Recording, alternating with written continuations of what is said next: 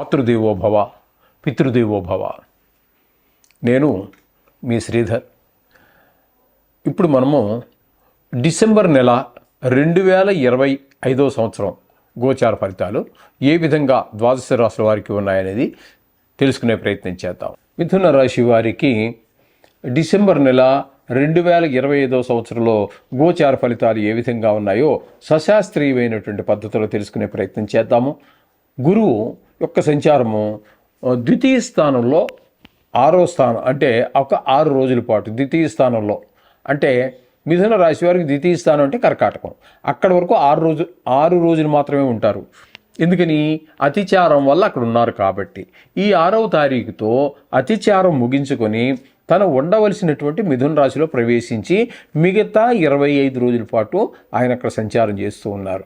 ఇక్కడ ఆయన ద్వితీయ స్థానంలో ఇచ్చేటటువంటి ఫలితాలు ఏమిటి, జన్మంలో ఇచ్చేటటువంటిది అంటే మిథున రాశిలో ఇచ్చేటటువంటి ఫలితం ఏంటని మనం తెలుసుకునే ప్రయత్నం చేద్దాము.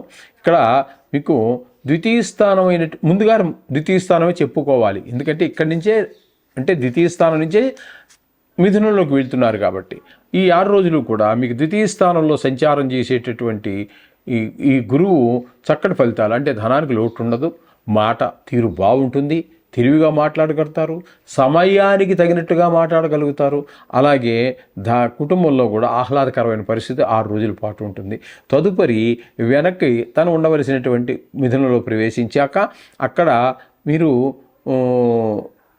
ఆ 25 రోజులు జన్మంలో గురువు యోగించజాలడు. గోచార రీత్యా, జాతక రీత్యా కాదండి, గుర్తుపెట్టుకోండి. జాతకం ఈజ్ డిఫరెంట్, గోచారం ట్రాన్సిట్ అంటాం. ఇది డిఫరెంట్. ఇక్కడ యోగించింది అక్కడ యోగించాలని లేదు, అక్కడ యోగించింది ఇక్కడ యోగించాలని లేదు. దానిదే ఉంటుంది. ఇక్కడ గురువు మీకు జన్మల్లో ఉన్నప్పుడు ఆయన యోగించజాలడు. తద్వారా ఏమవుతుంది అన్నట్టయితే కొంచెం చెడు ఆలోచనలు, చెడు ప్రవర్తన, ఏ పని చేసినా సరే దాని మీద ఎక్కువగా నెగిటివ్ ఫలితాలే రావటము, అంటే వ్యతిరేకమైన మీరు మంచి హృదయంతో చేసినా కూడా అది అని వ్యతిరేకమైన ఫలితాలన్నీ కూడా ఏర్పడటం, ఇవన్నీ ఏర్పడుతూ మనకి వస్తూ ఉంటాయి. ఇక్కడ జన్మంలో గురు సంచారం 25 రోజులు. ఓకే, ఇక తృతీయ స్థానంలో కేతుగ్రహ సంచారం. తృతీయ స్థానంలో కేతుగ్రహ సంచారం మాత్రం చాలా చక్కటి ఫలితాలన్నీ కూడా మనకి ఏర్పడుతూ ఉంటుంది. ఏర్పరుస్తాడు ఆయన. ఏంటంటే మీ ఇంట్లో మీ కుటుంబ సభ్యులు, అన్నదమ్ములు, చుట్టుపక్కల వాళ్ళు, వ్యాపార స్థలంలో లేదా ఉద్యోగ స్థలంలో ఎక్కడైనా సరే వాళ్ళందరూ కూడా మనస వాచ కర్మణ మీకు ఏ విధమైన సహాయం కావాలన్నా కూడా సమకూరుస్తారు. ఇంకా కాకుండా మీకు ముక్కు మొహం తెలియనటువంటి వారు కూడా కొన్ని సందర్భాలలో మనకు సహాయ సహకారాలు అందిస్తారు. ఇది గమనించండి. ఈ విధంగా కేతు మనకి పూర్తి ఫలితాన్ని ఇస్తూ ఉన్నారు. అలాగే ఇక 5వ స్థానంలో బుధుని యొక్క సంచారం తీసుకున్నట్టయితే, బుధుని యొక్క సంచారం 5వ స్థానంలో 6 రోజులు, 6వ స్థానంలో ఒక 24 రోజులు, ఒక్క రోజు మాత్రం 7వ స్థానంలో సంచారం చేస్తూ ఉన్నారు. ఇక్కడ మీకు మొట్టమొదట 5వ స్థానంలో సంచారం చేసేటటువంటి 5 రోజుల్లో మాత్రం మీకు అది ఎక్కువగా మన సంతానం మీద దుష్ప్రభావం చూపిస్తూ ఉంటుంది. అంటే గాయాలు, ఆటల్లో ఆడటం, ఆటల్లో గాయాలు తగిలించుకోవటం కావచ్చు, చదువు మీద శ్రద్ధ చూపించలేకపోవటం కావచ్చు, మన బుద్ధి బలాన్ని పూర్తిగా వాళ్ళు ఉపయోగించకపోవటం, అలాగే చెడు స్నేహాలు చేసేటటువంటి అవకాశం కూడా మనకి ఎక్కువగా కనిపిస్తూ ఉంటుంది. అది కొంచెం గుర్తుపెట్టుకోండి.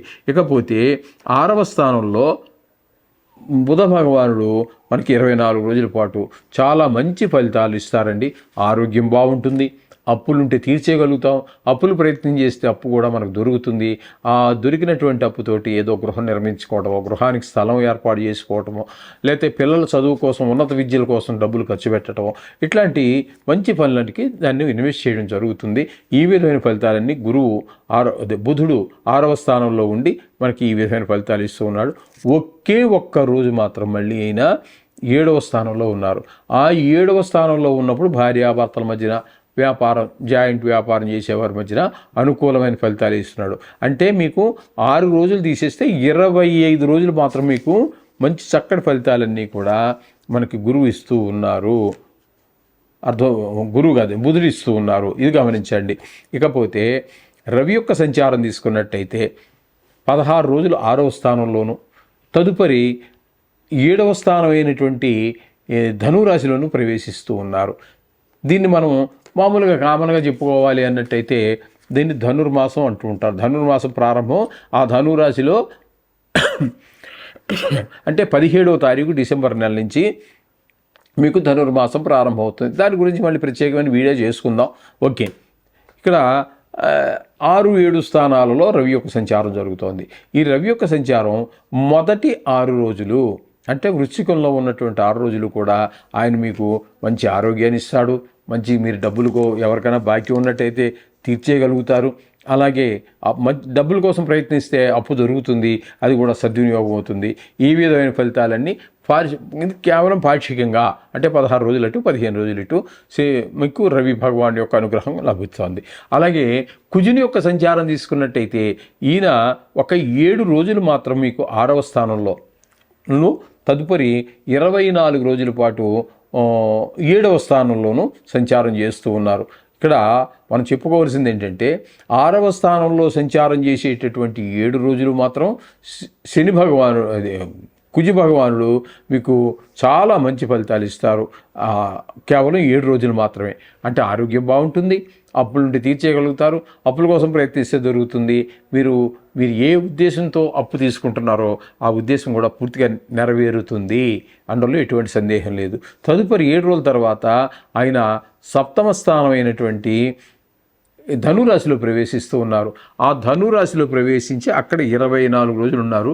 అక్కడ ఆ 24 రోజులు కొంచెం ఇబ్బందికరమైనటువంటి పరిస్థితులే ఉంటాయి. అంటే భార్యాభర్తల మధ్యన కొంచెం కీచులాటలు, లేకపోతే అభిప్రాయ భేదాలు, అలాగే ఇక జాయింట్ వ్యాపారం చేసేవారి మధ్యన కొన్ని ఆలోచన ధోరణి కొంచెం వేరుగా ఉండటం, ఇట్లాంటివన్నీ ఉంటూ ఉంటాయి. ఈ విధమైన ఫలితాలన్నీ కూడా కుజ భగవానుడు ఇస్తూ ఉన్నారు. అంటే 7 రోజులు మాత్రమే మీకు అనుకూలుడు. శుక్ర భగవానుడి యొక్క సంచారం కూడా ఈ వృశ్చిక ధనురాశుల్లోనే జరుగుతోంది. ఈ వృశ్చిక రాశిలో 20వ తారీఖు వరకు, అంటే 6వ తారీఖు వరకు, తదుపరి 11 రోజులు 7వ స్థానంలో సంచారం చేస్తున్నారు. ఇక్కడ మీకు చెప్పుకోవాల్సినటువంటి విషయం ఏంటంటే 6వ స్థానంలో కానీ 7వ స్థానంలో కానీ శుక్ర భగవానుడు ఏమాత్రమో అనుకూలుడు కాదు. తద్వారా మీకు ఏమవుతుంది అన్నట్టయితే ఈ టీవీ రంగంలో ఉన్నవారికి, సినిమా రంగంలో ఉన్నవారికి, ఈ మీడియా సోషల్ మీడియాలో ఉన్నవారికి, అలాగే షేర్ మార్కెట్లో పెట్టుబడి పెట్టేటటువంటి వారికి అనుకూలము కాదు. శుక్రుడు అనుకూలుడు కాదు. ఒకవేళ షేర్ మార్కెట్లో మొండిగా ప్రవర్తిస్తే నష్టాలు వచ్చేటటువంటి వ్యవహారం కూడా మనకి గోచరిస్తూ ఉన్నదండి. ఈ విధమైన ఫలితాలన్నీ ఇక్కడ మనకు చెప్పుకోవచ్చు. ఇకపోతే భాగ్యస్థానంలో రాహుగ్రహ సంచారం జరుగుతోంది. రాహుగ్రహ సంచారం వల్ల తండ్రి గారి ఆరోగ్య విషయంలో కొంచెం ఇబ్బంది పడేటటువంటి, వారు ఇబ్బంది పడడం, మన ఇబ్బంది పెట్టడం లాంటి పరిస్థితులు ఉంటాయి. అలాగే దానాలు ధర్మాలు ఇవన్నీ కూడా గుళ్ళకి వెళ్ళాలి, గోపురాలకు వెళ్ళడానికి ఏమీ అవన్నీ సహకరించజాలడు. మనం వెళ్ళినప్పటికీ కూడా మనసు లగ్నం కాదు. ఈ విధమైన పరిస్థితులన్నీ ఎక్కడికో వెళ్ళాలనుకున్నాము, ఆ దారిలో ఏదో మన కారు ఇబ్బంది పెట్టడం, అక్కడ కొంత వెళ్ళేటప్పటికే కొంత మనకి చాలా ట్రబుల్ అవటం దారిలో కదండి. మన ఇంటి దగ్గర అయితే రిపేర్ వచ్చినా మరొకటి వచ్చినా చూసుకోవచ్చు. దారిలో ఇబ్బంది పెడితే కూడా కొంచెం కష్టం. ఇలాంటి పరిస్థితులన్నీ ఉంటాయి. బండి కూడా జాగ్రత్తగా చూసుకుని వెళ్ళండి. ప్రయాణాల్లో కూడా కొంచెం జాగ్రత్తగానే డ్రైవింగ్ చేయటం అనేది ఒక సూచన. ఇకపోతే దశమస్థానంలో శని యొక్క సంచారం, దశమస్థానంలో శని యొక్క సంచారం కనుక తీసుకున్నట్టయితే తప్పకుండా ఈయన వృత్తిపరమైన, అది మీరు ప్రైవేట్ ఉద్యోగం కావచ్చు, గవర్నమెంట్ ఉద్యోగం కావచ్చు, సొంత వ్యాపారం కావచ్చు, ఏది ఏమైనప్పటికీ కూడా వృత్తిలో ఏదో ఒక ఆటంకం ఏర్పడే అవకాశం ఉంటుంది. ఈ విధమైన పరిస్థితులన్నీ కూడా శని భగవానుడు కనిపిస్తూ ఉన్నాడు. ఈ విధమైన ఫలితాలన్నీ మొత్తంగా మనం చెప్పుకోవాలి అన్నట్టయితే ఈ మిథున రాశి వారికి గురువు ఒక 6 రోజుల పాటు యోగకారకంగా ఉన్నాడు. కేతువు పూర్తి అనుకూలుడు ఈ మాసం అంతా కూడా. అలాగే బుధుడు కూడా పూర్తి అనుకూలుడే. ఈ విధంగా 2 గ్రహాల అనుకూలత, గురుగ్రహమేమో కొద్దిగా ఒక 6 రోజుల పాటు మీకు అనుకూలత ఉన్నది. మిగతా రోజులన్నీ కూడా మిగతా గ్రహాలన్నీ కూడా మీకు ప్రతికూలతే ఉన్నది. కాబట్టి తప్పకుండా ఈ నవగ్రహాలకు సంబంధించినటువంటి మంత్రాలని మీరు చదువుకోవచ్చు. లేదా గుళ్ళకి గోపురానికి వెళ్తే అక్కడ కూడా నవగ్రహాలు ఉండొచ్చు, లేకపోవచ్చు. అయినా సరే దేవుడి సన్నిధానంలో ఒకసారి వాటిని కూడా తలుచుకోవటం అనేటటువంటిది సూచన. ఈ విధంగా చేయటం వల్ల చాలా శుభ ఫలితాలన్నీ వస్తూ ఉంటాయి. శుభం.